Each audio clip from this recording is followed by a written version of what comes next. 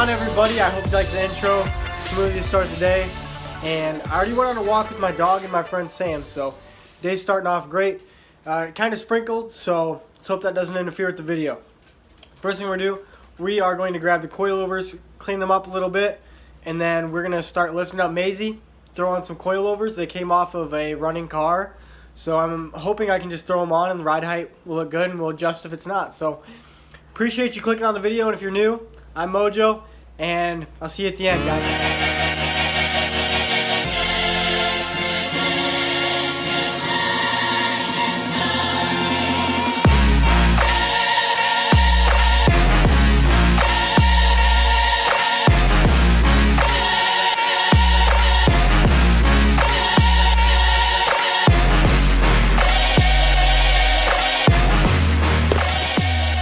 Oh yeah, check it out, boys. Megan Racing. So, a little background story. The coilovers, I got them so cheap. The rears are in great condition, they're fine. And he said the fronts, there's a possibility they need rebuilt. I'm not sure how severe the ride is, but I really don't really care about the quality of the ride as much as how it looks. And I'm not necessarily, I don't really care that much about ECS. It's great. My feature actually works. But to lower the car would mean a lot more than using the ECS feature. So we'll figure out how bad the ride quality ends up being. But chances are I'm just going to keep it. I doubt it's as bad as just stock old struts. So we're just going to run these. I'm going to go put these on. I'm going to prep the car. I'm not even doing anything. What I'm doing is I'm making sure that each coilover is the same. So from the top of that collar to where this rubber meets right here, it's about 1 1/8 inches. And I'm going to make it the same over here. See it? It's almost at 1 1/8 inches. We need to go a little bit more down. So what I'm going to do is I'm going to turn this coilover upside down, and then I'm going to crank on this, I'm not sure what to call this, just a collar nut maybe, but that one is the one I'm going to be spinning right here. Turn it upside down, hold the shock while it spins, and then I'm going to make these two identical, and then I'll move on to these two, and then that's when I'm going to make the bottom identical, and then I'll be able to fit them on the car. Actually, they were perfect. Just checked them. So what I measured was from the bottom, this ring, to the top of that black ring, like this, and it's almost dead nuts 1.5 inches, and it's like that on both of them. So that's just what I'm going to run, 1.5, see where that gets me on the actual car. Alright guys, so I actually forgot my tripod at my cousin's house. It is in my charger, so what I have to do, I'm going to go over there and get it because I want to make this video as best as possible. It's really windy. I just want to give like a reference. I can put 4 fingers under this, no problem. Like almost an entire fist can fit right here. So that's the rear, and then the front I can easily put a fist right here. So we'll get these bad boys lowered and then see the final product. But I think it's going to be a game changer for sure. Definitely, if you're doing the front first like I am, you definitely want to put the e-brake up, and you might even want to chalk the back. I have chalk, so I think I might throw them back there just in case it decides to roll off. I don't think it will, but better safe than sorry. So next thing I'm going to do, take off the wheels. I already have it on jack stands in the front. I use the front subframe, and then remove the wheels, grab coilovers, throw the new ones on. Have to pop the hood and do that. It's pretty self-explanatory.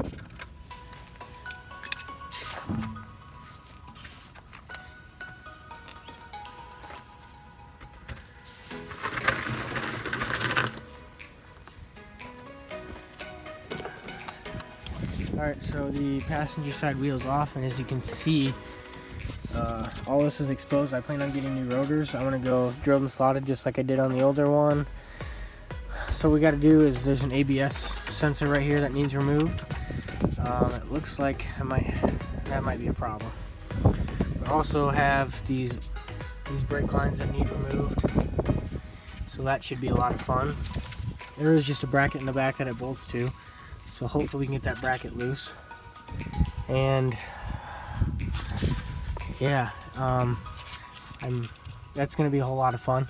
We're gonna go up top, and so I would say the first thing we should probably do is remove these, and then we can go up top and remove the top 3, and then worry about brake lines at the end.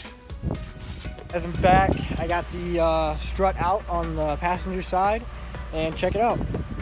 So it's actually really easy. I didn't have to unbolt any lines. All I had to do was this line right here is just a bolt right here. It gets bolted in right to the back of the strut, and then the ABS is just a nut that gets bolted to the strut. So super easy. Now all I'm gonna do is just throw in the new coilover and check out the size difference. Freaking nuts compared to my foot. This is game changer. So decided to throw these on, and yeah, get right back to you. It's about to rain, so hopefully I get this done.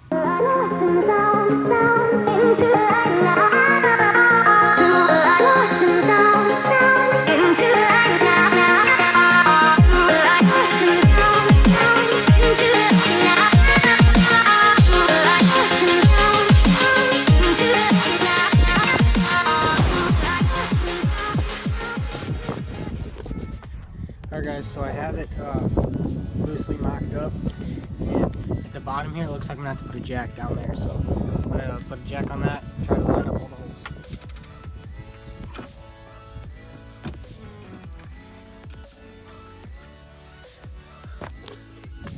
Alright guys, so my phone's about to die, but it's got about the same amount of wheel gap with no weight on it, so we are going to put you on the charger, and then when it's charged up, I'm going to work on the other side and put it down and see what it looks like. Hey guys, check it out.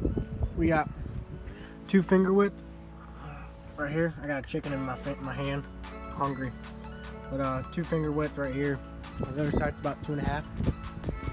So just have to raise this.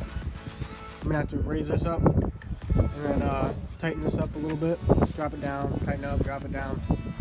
See to get it perfect, because I like the 2 fingers.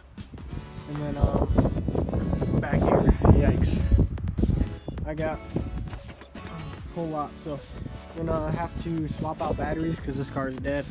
Put this battery in there so I can actually move it, and then I will be able to go on the rear. Alright guys, so this is the side that needs to be dropped down about 1/2 inch. You can see how intense the rear is. All the way back over here, and that's the ride height I kind of like. I might even want to go a little bit lower, to be honest with you. These 2 fingers, pretty cool, but I'm gonna drop these bad boys down. So now I'm onto the rear. I have this one taken apart. Now I just had to jack the car up, put it on jack stands, and then remove the struts. So right here, there are 4 screws that you have to remove. One here, here, here, and then you have to remove this retainer for the privacy protector. And then that'll remove out, and then you have 2 12 millimeters. And I'll show you. So here's the 2 12 millimeters. This is the bracket for the moon or the sunroof. Move that, and then you have your 14 mils for your struts and the plug for the ECS if you have ECS. Take the wheels off and start the removal process. So I do not have any penetrating fluid, and it looks like minus the 2 mounting bolts up top, there is only 1 bolt holding this entire thing in. Nothing else is attached to it, as you can see. Nothing around the back. So I'm just gonna remove this bolt. We'll try to, considering I have no penetrating fluid, and then see where I can get about like 35 minutes ish to remove the rear one. But you do actually have to remove, unless you remove something else. I'm trying to remove as minimal as possible. I removed the bottom bolt or nut on the rear sway bar link, popped it out, and then it was still fighting me pretty damn hard to get out. But good thing that the OEM is a lot larger than the replacement, so replacement should be bolted up pretty easily. So this is the final product on the passenger rear. That was a weird noise. Anyway, we got about 2 inches or 2 fingers wheel gap right here, and another 2 fingers right here. And we got about almost 3. I'd probably say 3. Yeah, 3. Wheel gap. And then this is stock height. I actually have to, this is full 4 fingers.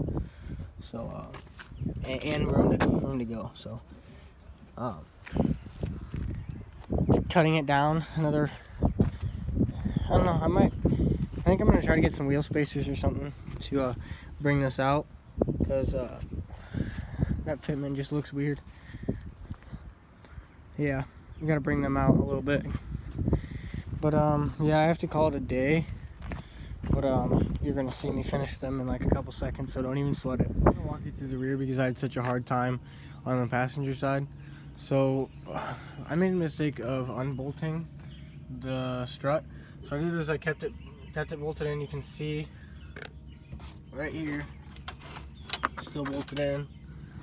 And the car's in the air. I have the wheel right here because I don't have a jack stand right here just in case it falls. So, but I did have to remove, without removing brake lines or anything. I actually ended up I removed this bolt to get this out of the way. But you might want to start, this is a sway bar link. I had to actually move the sway bar out a bit just because this is the bottom of the strut. It has to come out this way in order for it. You have to push down on the entire hub assembly while you push the strut that way, and then you can unbolt it and drop it down and then bring it up out that way, and the entire strut comes out. So we're gonna do that and show you exactly what I'm talking about. Alright, so the coilover is on the other side. You can see all the way through. The wheel's actually staying up because the struts are actually quality. So the sway bar, when it's bolted up over there, is actually going to rise up. As you can see, it's hitting up against this upper control arm. So now what we're going to do is remove this bolt. There's only a bolt through the back right here. Remove that. It's a 17. Honestly, it's a pain in the butt to get out, but we'll get her out and then I'll get you the next step. A little bit more than I thought I was going to, but sway bar link is removed. As you can see right here, kind of bad lighting, I apologize. There's the strut. You might be able to see better over here. So the strut, all I did was push down on this. I can't do it right now, I only got one hand, but push down on the entire assembly and the strut will rise up when you remove the bolt. And then once you have it at this point, you can unbolt it from the top and then just finagle it out. Oh, actually, to remove the old strut, I did have to remove the brake lines. Well, I didn't have to remove the brake line, I just had to unbolt the bracket. Pretty self-explanatory, pretty simple. I didn't remove any brake line. Just take a bolt out and you can see how rusty mine is, and it came out no problem, so you shouldn't have an issue either. So I'm gonna bolt this up through the top and then let it hang, and then put the bolt through on the bottom. Before I go on, you're gonna grab your old bolt right here, and I understand that some coilovers, if you buy the cheap stuff, it doesn't fit perfect.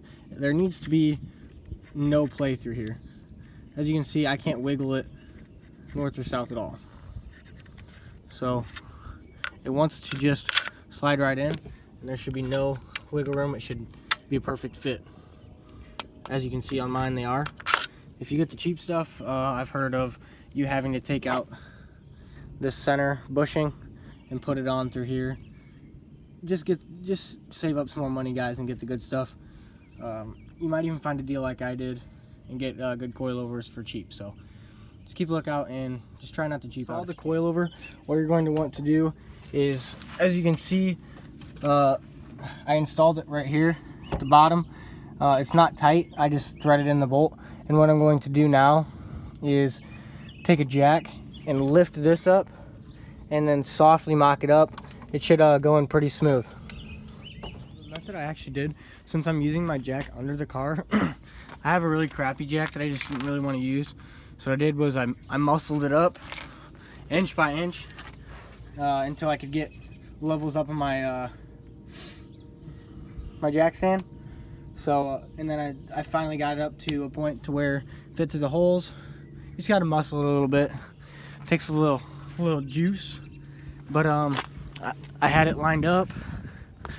You just want to make sure that it's not tight on the bottom, and then it'll line up here. I have that tightened as tight as it can go, and then next step is going to be to tighten the bolt that goes through the bottom of the strut, and then we can put everything back together. This actually doesn't look too bad. I need an alignment because I got some hella negative camber right now, and I'm not a tilty stance boy, but I got about one finger here, 1.5 fingers, and it's about the same here. So I want to, this is 2 fingers on both sides. So if I could tighten these up a bit, and then I'll be where I want, about 1.5 to 1 finger. Thank you guys so much for watching the video.